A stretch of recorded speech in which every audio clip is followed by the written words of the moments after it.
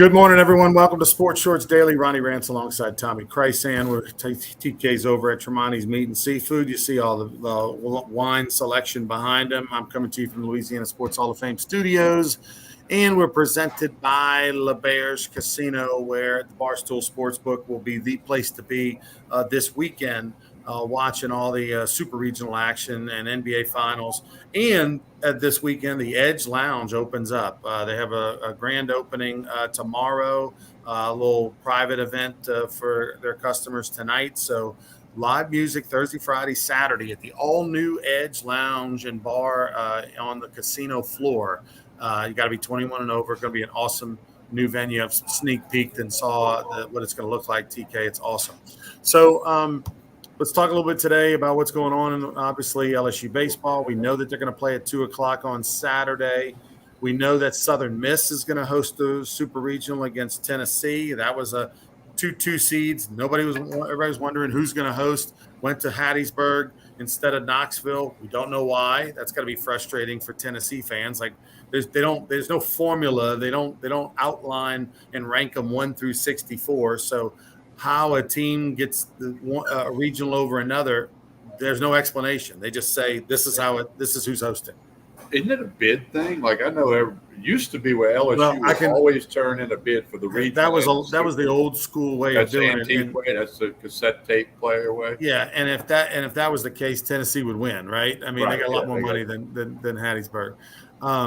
But no, it's really frustrating because there is no explanation. It's like why did Jay Johnson throw Paul Skeens, in the first game? It just is what it is, and you got to accept it.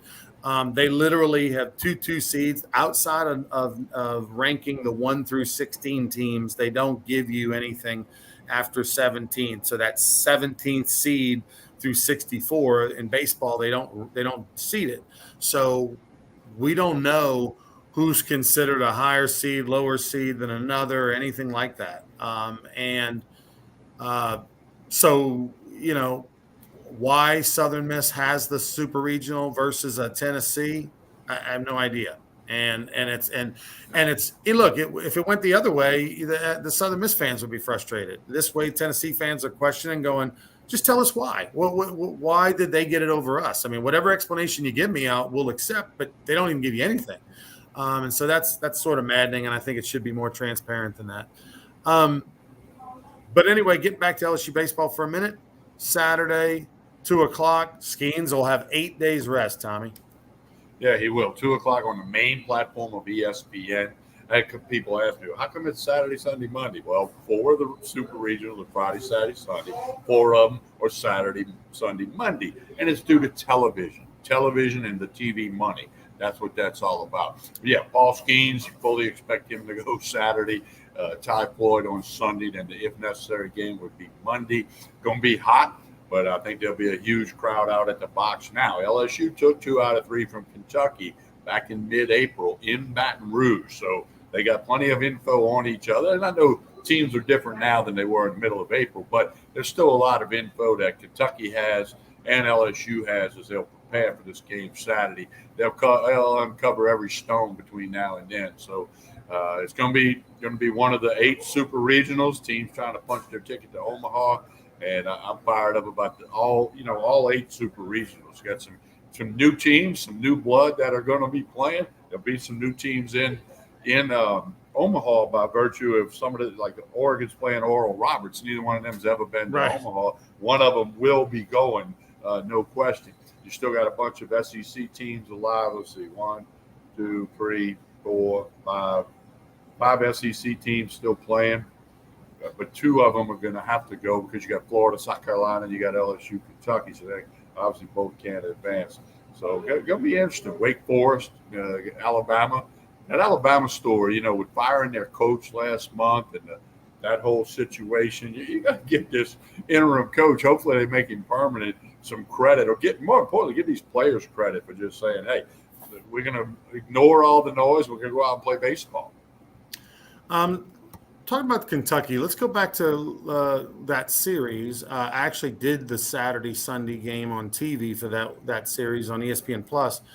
The Friday game was a 10-run rule, 16-6. LSU won that Friday game. Skeens actually was hit a little bit in that game. That was the game. I think Kentucky had a player who was like he got like 3 hits off Paul Skeens, which was pretty incredible. Skeens' line that first time around. Oh wait, hang on. I'm sorry. I'm looking at. I'm gonna get it for you. I got the 2023. I'm gonna get it for you here. I got the wrong box score popped up on me. But the thing about Kentucky that I remember from that series, Tommy, was that, let's see, here it is. Box score PDF. Okay. Paul Skeens, 6 innings pitched, gave up 7 hits, 5 runs, 4 of them earned. Did have 13 strikeouts and 1 walk, so that didn't change. He threw 111 pitches in 6 innings. So relative to Paul Skeens, they had a lot of success against him. 7 hits and 4 earned runs in 6 innings. I mean, there's only one other team did better than that. Well, that's his worst outing of the year, isn't it? Yeah, that was his worst outing prior to the SEC tournament. Yeah. And Kentucky had a player, Petrie, the second baseman, who had 3 hits against him. So, Kentucky, even though they lost that game 16-6, they're going in against Paul Skeens going, hey, we're not, he didn't just shove on us and like we didn't have any. We got 7 hits in 6 innings. They have 4 earned runs, 5 runs total. So from that perspective, it's a challenge. Remember the Saturday game was where LSU blew the big lead. They had a big lead and Kentucky came back and won 13-10. In that game, in the game on Saturday, Ty Floyd went only 4 2/3 innings. He gave up 6 hits, 5 runs, 3 of them earned. He walked 3 and only struck out 2. So not a good outing by Ty Floyd against Kentucky. And that was the game where LSU led 3-6. They were up 6-2 going into the 5th inning. And then Floyd and relievers gave up 5 runs in the 7th. LSU trailed 7-6 in that game. Then they trailed 12-6 in that game. And then LSU came back, made it 12-10. And then it couldn't get any closer. And then Kentucky tacked on 1 in the 9th and won 13-10. So both Floyd and Skeens had, for them, bad outings against Kentucky. And then LSU on Sunday won 7-6. So, listen, I know people have already made their reservations for Omaha, and you probably did based on February and March. But you might just want to look at the fine print and just see what the cancellation policy is, and just to know. And something goes wrong and it's next Monday night or something, like, just check it out. Just know what it says. Maybe you got to make the phone call the next day. You don't want to get caught off guard. But look, this Kentucky series is going to be a battle. They are not intimidated at all. They played very well against LSU and pushed them to the brink. The Tigers were fortunate to win 2 out of 3 the first time they played them. And they've got a coach who's a pesky guy, a guy who gets under the skin of the opponent. They bunt a lot. They steal a lot. They're tops in the SEC in that category. That's not a way that teams usually play in the SEC. So this is going to be a very, very unique styles. You got big ball, gorilla ball, flamethrowers for LSU going against sort of a West Coast type team. Well, and the Boxers not going to intimidate Kentucky. They were here in mid-April, with big crowds, whatever. And there'll be a bigger crowd this Saturday and Sunday, Monday, I'm sure. Monday if necessary. So, this Kentucky team is good. They've been good for a few years. I like their coach. A couple of the interviews I saw during the SEC tournament, I kind of liked listening to him and hearing the way he said things and all that. And he's a good coach. Kentucky's a very, very good team. Nick Mingione, he was a longtime assistant at Kentucky and at Mississippi State with John Cohen. He's been the head coach since 2017. He's won over 200 games. He's won over 60% of his games. But he's one of those guys, and when he goes to the baseball coaches meetings, he has lunch by himself. But I do love the way he plays. I do, I think if I remember correctly, Tommy, 8 of their 9 starters were transfers, portal transfers, and that's the new world. And he's made that work up in Lexington. All right. We don't know when they'll play Sunday and Monday. It's to be determined based on television. We do know that at least two teams from the SEC will be in Omaha. Obviously, the winner of LSU, Kentucky, and also the winner of Florida and South Carolina. So those are the only two guarantees. But if you're the NCAA selection committee, you got to be happy with the diversity of the field that's going to be in Omaha. At worst, you're going to have four teams in the SEC from the SEC in Omaha, but most likely only probably two or three. Well, and it's kind of a mirror of what happened in the March Madness basketball tournament because of the portal, because of NIL. Some teams, San Diego State, and they came out of nowhere basically. And you got Indiana State, you got Oral Roberts. They're both still playing. That's not names you always hear. The rest of the names are pretty much what you've always heard when it came to college baseball. So, and Oregon jumping in there a little bit. So I think it's going to be fun. But there are some teams that can be dangerous. I mean, these guys, like I told somebody the other night, these 16 teams, they didn't just get invited. They earned their way to the spot that they're at. And anything can happen in a game of baseball. We all know that.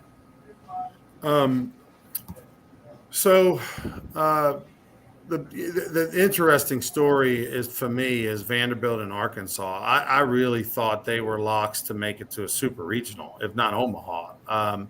I mean, it's just incredible, and it's a credit to the diversity of college baseball that Vanderbilt can go win the toughest tournament in college baseball, which is the SEC tournament.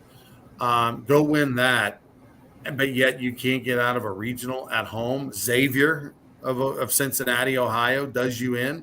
If it was basketball, I'd be like, all right, but baseball against a team in Vandy who's got multiple big leaguers on it. I mean. It's really incredible. It's one thing. Look, baseball, you don't win them all, but you win you win 2 out of 3 if you're the better team. And for Vandy to lose 2 out of 3 in a sub regional is shocking. And then Arkansas, not only Arkansas to lose, but TCU took them to the woodshed twice. I mean, just blew them out like not even close. Double-digit wins, in baseball. Amazing. Yeah. Well, the other thing people are happy about. The Whistler has been eliminated. This is true. They got two Whistlers now. They got one that's better than the longtime guy is better than the new guy. But so you're not going to have to deal with that. You won't need the mute button like everybody had been using. But hey, it's going to be a fun baseball weekend. No question about that. A couple other quick baseball notes. Bobby Barbier named head coach at Southeastern. Right. Chris Bertrand was promoted from within at Northwestern State. And Doug Ireland, somebody you and I know very well, wrote a great column. You can find it on Facebook about Northwestern State, the great coaches that have been there, from Jim Wells to Van Horn, Lane Burroughs, and we can go down the list. And that, now it's Barbier moving. And it's a great article by Doug Ireland. I read it this morning, as a matter of fact, and hopefully people who have an interest in the Southland or Northwestern State or Southeastern check it out. The Northwestern State to Southeastern move for Barbier. I spoke yesterday in Natchitoches at an event, and of course people asked me about that. Look, it's sort of a no-brainer from the reports. If we're to believe the inside sources you have and I have, he's getting about a 50% raise from what he was making. His coaches that he's going to, that are going to go with him, his main assistant is staying at Northwestern State, so I don't know exactly if Barbier is actually bringing any staffers with him because his head assistant got promoted. But he's going to have a good. Sizable, there's about a 25% increase in salary from what the assistants were making at Southeastern to what they'll make now under Barbier. So he's going to have a good amount of money to play with. So he's going to be able to go get some really good assistant coaches at Southeastern. They've made an investment into their future. They plucked a known commodity out of the league, a guy who's got a track record, who's been to regionals, who's been a winner, runs a clean program. And for Barbier, who's from South Louisiana, after spending 6-7 years in Natchitoches, it's a good fit for him. He gets to kind of go back home, if you will. And that I-10 corridor, man, at Southeastern, you can recruit Mississippi. You can recruit all the way to Baton Rouge, to the Bayou, to the Swamps, New Orleans, the big junior college programs along the Gulf Coast. Like, it is a program that is poised for success year in and year out. May not win the league all the time, but you definitely should make the conference tournament, which is something they didn't do this year. Well, and they're building a huge new facility, locker room, offices down in the left field corner, if you will, just kind of, in that spot right by the field, and instead of going across the street to your clubhouse, all that they've done forever. So it's going to be interesting to see how it all unfolds, in Hammond with the Southland Conference. And I've met Chris Bertrand, the guy that's been named coach at Northwest State. Good guy, good recruiter. So maybe that'll help the Demons a little bit. All right. So the other big story in the world of sports is in Kind golf. of big. I mean, Liv merges with the PGA. Unbelievable. We thought this might happen at some point. I really did. I thought it might happen at some point, but for it to happen in year 1 and a half, really, shocking. And credit Liv Golf. Now we don't know the details of the financial arrangement and everything. That's something we'll learn in the ESPN E60 documentary one day, all the behind the scenes of what happened and how much money it means and what, but hey, Liv pulled an AFL and got picked up and merged with the NFL, but it took them almost a decade. It didn't take Liv but a year and a half. Well, the tweet resurfaced. Donald Trump said 2 years ago they would merge at one point, and there are others who said that. You made that comment. We didn't think Kim Mulkey would win the national championship in year 2. We didn't think Liv in the PGA Tour in year 2. Now, look, when I first heard this yesterday, Chance, who's a big listener to Sports Shorts Daily and Sports Shorts Radio, sent me a message, and I'm like, man, that's got to be fake news. I'll look into it. Scott Van Pelt said on the Dan Patrick Show this morning, when it first came to his attention, he thought it was fake news, and it's not. But the problem is how it went down. The players read about it on social media. Greg Norman, who's apparently going to be out of the picture, didn't know about it till he got a phone call about 5 minutes before the press release went out. And the PGA, this is a major story, not just for the world of golf and the PGA Tour, but where does it stop? They want to get Lionel Messi $1 billion to come play soccer in Saudi Arabia. Did they get into the hockey? Did they get into NFL, Major League Baseball? I mean, they got more money than everybody. They're going to win the poker game every time because of the money. And Jay Monahan, the commissioner of the PGA Tour, who said yesterday, I'm going to be viewed as a hypocrite. And he is, because he stood up and said, we can't do this because of 911, the sports washing, everything else. And then his main players, McIlroy, Woods, Rahm, and others, backed him and said, we agree, we're not going to go play a 54-hole tournament with speakers on every hole and wearing short pants and all that. That's not. Jack Nicklaus was vocal about anti-live, and now it's all together. So I think this is less than 1% of the whole story. What we know today, Ronnie, there is so much in the picture that has to come into focus over the next month or even years, next months or years going forward. Now, according to what I read, nothing's going to happen to the PGA Tour or Live. Nothing's going to be different until we get to October or November when the PGA Tour season ends for 2023. So I'm thinking between now and then is when you're going to find out some other things about this story. But there's a lot of people really upset politically, but it's all about follow the money. And then there's the question, what did Jay Monahan get? Did they give him $100 million to help facilitate this deal? Apparently, they've been working on it for 7 weeks, yet nobody knew except a small group of people until it exploded out there yesterday. There was a PGA Tour players meeting yesterday that I understand was quite contentious. People wanting Monahan to resign. He let them down. It's craziness at its most. But, Ronnie, it goes back to something we've been saying forever. Follow the money. Why are there regionals this week, super regionals this weekend, Friday, Saturday, Sunday, Monday? Because of money and TV money, much smaller amount, but that's what controls it. Money controls it, and who knows where the game of golf's going to go in our country and worldwide. Right. We don't know the answer to that today. I don't know. We'll see. Well, the thing is that, the thing is that I really do believe that what you're going to probably see is Liv will have its events, and now PGA players can come play. It's going to legitimize Live even more, because now players are free to flow back and forth between the two of leagues, and you're going to have better players in the live events. It's going to legitimize them. They can go buy the best players now. Now there's no stigma. And so players are going to be able to do both. They'll probably be able to earn points, some sort of FedEx points or something now playing on the live tour. As well as there'll be some co-branded events, maybe a couple of co-branded events or something. It's not going to be you doing one or the other now, PGA or live.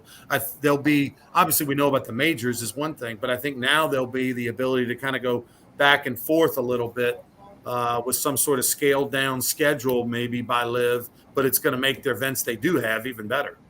Well, there's so many questions. Ryder Cup. What does this mean for the Ryder Cup? The President's Cup. I mean, there's just so many things out there. Well, and every time you think of something else, then you go, oh, wait a minute, what about this? And that's what the golf world is doing right now. Well, I'm excited, Tommy. I'm excited because the fact that these PGA players are upset is really ridiculous, because they're all making a lot more money in 2023 and 2024, even before this merger. Liv did them a solid.